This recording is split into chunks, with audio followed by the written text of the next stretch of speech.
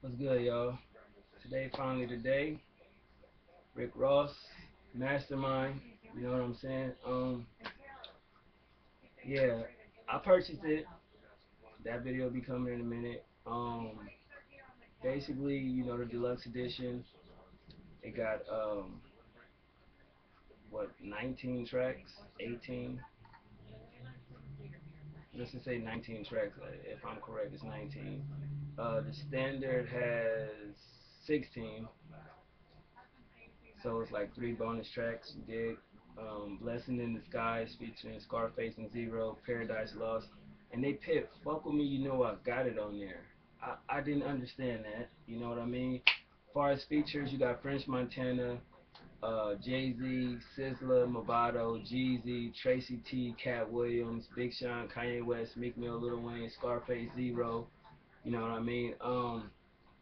Off bat, this album was not as good as his predecessor.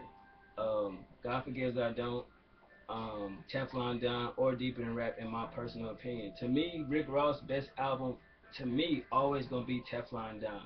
It's between Teflon Don and Deeper Than Rap. The production, um, the lyrics, the flow, just everything was concise together. It just matched.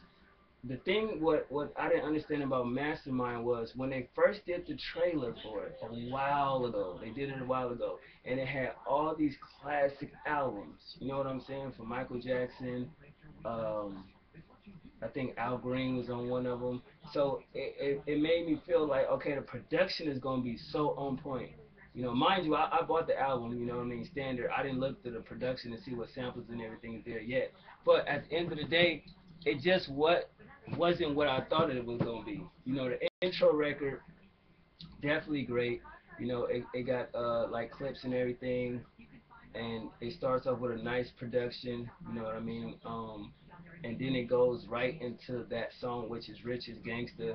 That song was great. I like the jab he threw at 50. I thought that was incredible. It basically talked about what he'd been through the last, year or so, with even throughout the album, with the gangbangers saying they gotta, he gotta pay tax, the 50 Cent little jab or whatever. It just was an incredible song, you know what I mean? That shit was it. I was like, wow, now that's the production that I thought I was gonna get. That's the flow I thought I was gonna get in the lyrics. Cause let's face it, the drug talk, that's what he gonna do. We all know that nigga is now a drug dealer. But he also talks about the CO situation if you really listen to. You know what I mean? When he said he was in, a CO, but it was deeper than what it was. He always been saying that shit for years. So at the end of the day, it is what it is. Now, Drug Dealer's Dream, another good track. You know what I mean? I didn't understand the beginning of it where I guess it told his balance of, $97 million. That's what he got in the bank. Who's to say he don't got that? You know what I mean? Do I think he was flexing a little bit too hard? I would say yeah, but the nigga bought a mansion with 109 rooms. You know what I mean? His pool was like one of the biggest, what, in the U.S. or whatever. So at the end of the day, I wasn't really tripping, but I was just like, I didn't understand that. At least like it shows, okay, he's almost at 100 million. But at the end of the day, the production on that was nice. The hook, his flows was nice. So I had no problem with it. Now, it goes into the next song, which is Shots Fired, where it just got news broadcasting about where he got shot at, not shot, but at the end of the day, you see the setup for the next song. But I just want to talk about the Shots Fired. It got like where it's the person calling 911, the audio and shit. And it makes me think, like, I don't think this shit is recreated. If this is really the audio and shit like that, like, how did this nigga really get the audio and everything. I get the news clips. You can get shit like that, but the whole 911 call, I thought that shit was crazy. And for him to try to portray Biggie and the same situation, I didn't understand it. And then it goes into Nobody featuring French Montana and basically Diddy. Now, you have Diddy in there spazzing. From what Ross said in the interview, he's talking to a rapper. When he's going off. When I first listened to it, I was just like, all right, maybe he's trying to give Ross some encouragement. But no, Ross said that he's talking to a rapper, but I'm wondering who the fuck he's talking to.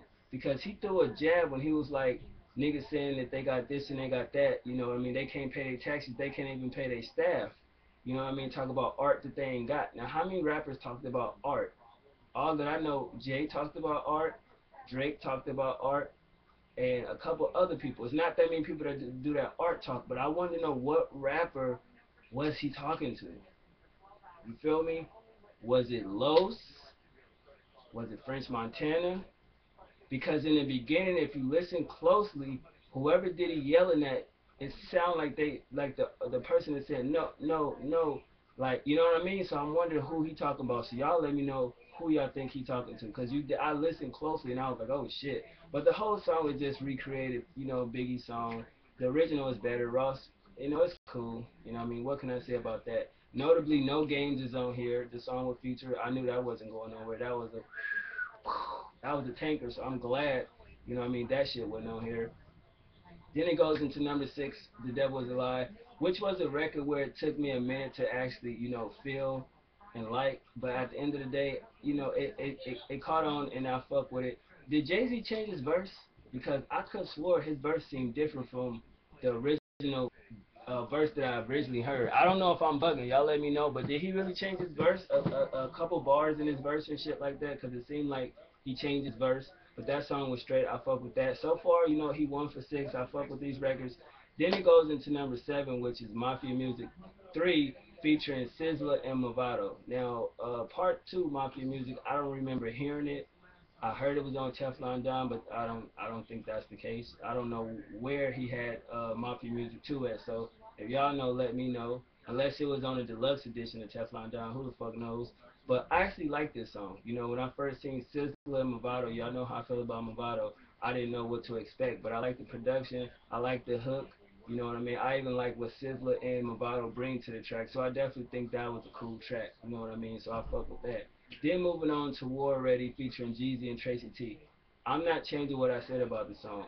I just think that the hook, it was on some Migo type shit. They should have left that hook out. It should have been really a doper hook. But Jeezy killed that fucking verse. Like real rap. And to me, just to me, it seemed like he taking big shots at Gucci Man. But then if you listen to it from another aspect, it seemed like they both going back and forth towards each other, Ross and Jeezy. I don't know, maybe it's just me, but I listened to that shit with an open ear, like, damn, is these niggas going at each other or what? You know what I'm saying? So it's just me, but definitely I think Jeezy going after that nigga Gucci Man, and which I think is kind of weak because at the end of the day he in jail, but Gucci did throw shots at this nigga all his last projects. So War Ready is cool. I just would have left the fucking hook. I would have changed the whole shit around.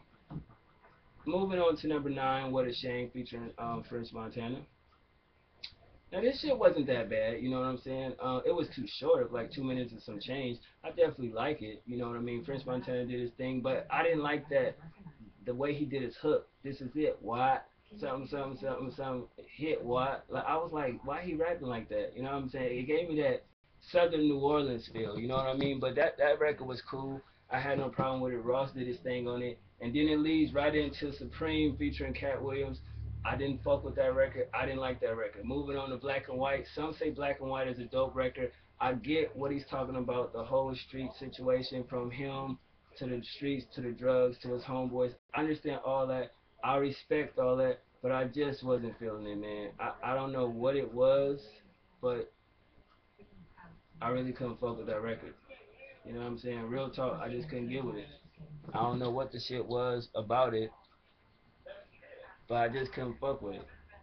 I don't know what the fuck going on with my goddamn shit. You know what I mean? My shit just froze right there. I don't even know if that shit happened, but hey, if it froze, my fault, y'all. But Black and White, like I was saying, I wasn't fucking with that. Moving on to another part of the shit, I didn't understand. The dope bitch skit totally could have been left out the motherfucking album because I'm like, what is this shit? Like, you just got some bitches like talking and shit. Obviously, it's just Ross in the studio, some hoes chilling and just like, here, go in the studio, go in the booth and just say this. You know what I'm saying? Gave her some shit, written it down, and it just seemed weird. I didn't understand that. And then at the end of it, it's like, oh, did I do it right? Was that okay? That is a lot of money right there. Like, what? I mean, come on, man. He could have came up with some better shit than that. People that was good at doing shit like this was Dipset. When they little skits they had with Freaky Zeke and shit and Jim Jones, perfect skits. You know what I mean? So it was cool, but I would have changed it around. We gonna get to that. Moving on to number 13, The Vein featuring Weekend. No, he should stop doing motherfucking hooks on rappers' projects. Straight up. It's if it's his song, it's cool, but I don't know. I just don't feel like he's a great, you know what I mean, hook artist. That song could have been better. Half these songs sound like throwaways. You know what I mean? Sound like some shit that didn't make Self-Made 3. You know what I mean? Especially with Supreme, Black and White, and The Vein. I mean, In Vain, excuse me, my fault. But moving on to number 14, Sanctified, featuring Kanye West and Big Sean. I like the sample on that record. I thought the sample was incredible. I understood it. I got it. Kanye West verse to me was crazy. A lot of people say it was okay, but it was crazy to me though. Like the line was like people saying they need another Jesus. You know, wash my body in the blood of Jesus. People telling me, yeah, we need another Jesus. So I thought that shit was cool. I was like, okay. You know, he did his thing on that verse, and then the sample come in. Big Sean, I don't know, man. His flow never changed, and I don't really understand it. So the song was straight. Other than that, you know, Ross did his thing. But you could tell that Kanye West produced this, and he kind of coursed how Rose flow to this song, to the beat, because Ross don't flow like that. You know, he do his own thing on beats, but you could tell like the beat pattern and how he flowed. You know what I mean? Kanye like, no, do it like this. You know, so this album just seemed like it was constructed not really for like Ross doing his own thing, but for people coursing him how to flow, how to do this and how to do that. You know what I mean? It wasn't put together properly in my, you know what I mean? In my opinion. Moving on to Walking on Air feature Meek Mill. Now that's a hard song, which I think should have been at the top of the list, as far as in the first 7 songs. It should have been up there instead of all the way at the bottom. You know what I mean? At the end of the day, I mean, he closed the album out with a great song, Thug Cry featuring Lil Wayne. Lil Wayne verse was not bad. I fuck with that song. You know what I mean? That sample was crazy right there. You know, I don't know who voice that is. I sound like J Lo, but I could be wrong. But that's a great sample right there. And then you got the bonus tracks, Blessing in Disguise featuring Scarface and Zero. Zero on the hook. Production was great. You know what I mean? Scarface, of course, killed it. This is another song that should have made the actual album. I would have took out. I'm gonna get to that. Paradise Lost was another good one, and fuck with me, you know I got it. I definitely would have took that shit off. You know what I mean? But at the end of the day, man, Ross album, it was cool, but it wasn't what I thought it would be. You know what I mean? So at the end of the day, I give about a 6.5 out of 10. I liked it. Shit, 15 songs out of it in production. I give about an 8. Now this is how I would have constructed the track list. Just hear me out right now. If you got it on iTunes or whatever, pick the songs in this manner and tell me this wouldn't have been a doper album. Straight up. Alright, I would have went with number 1 intro, then Rich's Gangsta, then Blessing in Disguise featuring Scarface and Zero, then Paradise Lost, then The Devil Is a Lie, then Nobody. Now I know you like, why would you pick Nobody because the Shots Fired, you know, record. I understand that. But moving on from Nobody to Drug Dealer's Dream, then Shots Fired, and then go into War Ready because Shots Fired, you know, they shooting at them, then they go to War Ready, then Mafia Music 3, then What a Shame, then Walking on Air, then do the Dope Bitch skit right there, then Sanctified, and close the album out with 15 tracks with Thug's Cry featuring Lil Wayne, and then the other songs as the bonus tracks. You know, number 16 to be Black and White, then Fuck with Me, you know I got it, Supreme, then In Vain. You know what I mean? That's just what I think. At the end of the day, that's how I would have constructed my track list. So when I want to listen to the album, I'm gonna construct it like this and burn me a copy. But it's 6-0 album, Def Jam, not his strongest album. Definitely not the best album cover in my opinion. The standard album cover is better. The trailer for the LP was very misleading in my sense, you know what I mean? And it's not a classic nor legendary like people proclaimed it to be. To me, it's Teflon Don, Deeper Than Rap, and then God Forgives I Don't. But that's my review. I hope y'all enjoy it. Y'all let me know what y'all think. I hope y'all really pay attention to what I said. I waited a whole week and a half to do this review, and that's just what I think. It's not one of Ross's strongest albums. You know what I mean? He got some cool songs on here. He may give some great visuals, but at the end of the day, I mean, I think Ross time I don't see him going past 7 albums. He ain't gonna reach 10 albums. You know what I mean? Like Wayne and Jay and them. That's just my personal opinion. But other than that, let me know what y'all think. Holla at your boy. One.